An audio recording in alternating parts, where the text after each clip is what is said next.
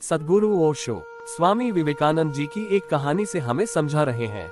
ओशो कहते हैं, एक बार स्वामी विवेकानंद अमेरिका जाते थे। रामकृष्ण की तो मृत्यु हो गई थी।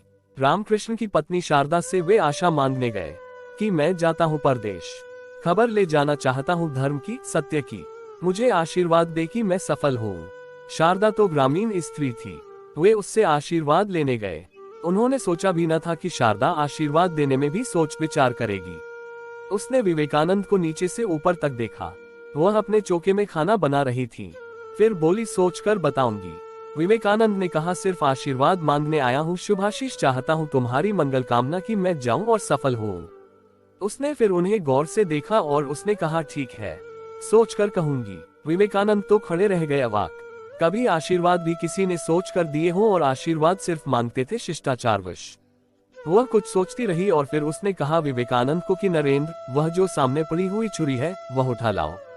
सामने पड़ी हुई छुरी विवेकानंद उठा लाए और शारदा के हाथ में दी। हाथ में देते ही वह हंसी और उसकी हंसी से उन्हें आशीर्वाद बरस गए उनके ऊपर। उसने कहा कि जाओ जाओ, तुमसे सबका मंगल ही होगा। विवेकानंद कहने लगे कि इस छुरी के उठाने में और तुम्हारे आशीर्वाद देने में कोई संबंध था क्या? शारदा ने कहा, संबंध था। मैं देखती थी कि छुरी उठाकर तुम किस भांति मुझे देते हो। मूठ तुम पकड़ते हो कि फलक तुम पकड़ते हो, मूठ मेरी तरफ करते हो कि फलक मेरी तरफ करते हो। और आश्चर्य कि विवेकानंद ने फलक अपने हाथ में पकड़ा था छुरी का और मूठ लकड़ी की शारदा की तरफ की थी। आमतौर से शायद ही कोई फलक को पकड़कर और मूठ दूसरे की तरफ करे। मूठ कोई पकड़ेगा सहज खुद। शारदा कहने लगी, तुम्हारे मन में मैत्री का भाव है, तुम जाओ, तुमसे कल्याण होगा। तुमने फलक अपनी तरफ पकड़ा, मूठ मेरी तरफ। अपने को असुरक्षा में डाला, हाथ में चोट लग सकती है और मेरी सुरक्षा की फिक्र की। तुम जाओ, आशीर्वाद मेरे तुम्हारे साथ है। इतनी सी छोटी सी घटना में मैत्री प्रकट होती है, साकार बनती है। बहुत छोटी सी घटना है। क्या है मूल्य इसका कि क्या पकड़ा आपने, फलक या मूठ? शायद हम सोचते भी नहीं।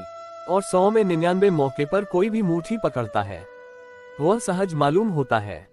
अपनी रक्षा सहज मालूम होती है, आत्म रक्षा सहज मालूम होती है। मैत्री आत्म रक्षा से भी ऊपर उठ जाती है। दूसरे की रक्षा, वह जो जीवन है हमारे चारों तरफ, उसकी रक्षा महत्वपूर्ण हो जाती है। मैत्री का अर्थ है, मुझसे भी ज्यादा मूल्यवान है सब कुछ जो है। वैर का अर्थ है, मैं सबसे ज्यादा मूल्यवान हूँ। सारा जगत मिट जाए लेकिन मेरी रक्षा जरूरी है। मैं हूँ केंद्र जगत का। वैर भाव का आधार है, मैं हूँ केंद्र जगत का। वैर भाव ईगो सेंट्रिक है, वह अहम केंद्रित है। मैं हूँ जगत का केंद्र। सारा जगत चलता है मेरे लिए, सारा जगत मिट जाए लेकिन मैं बचूं। मैत्री का केंद्र मैं नहीं हूँ, सर्व है। मैं मिट जाऊं, सब बचे। मैं खो जाऊं, सब रहे। मैत्री है मंगल की कामना, सर्व मंगल की कामना ही नहीं, सक्रिय जीवन भी। उठूं, बैठूं, चलूं और मेरा उठना, बैठना, चलना, मेरा श्वास लेना भी सर्व मंगल के लिए समर्पित हो जाए तो मनुष्य परमात्मा के दूसरे द्वार में प्रवेश पाता है।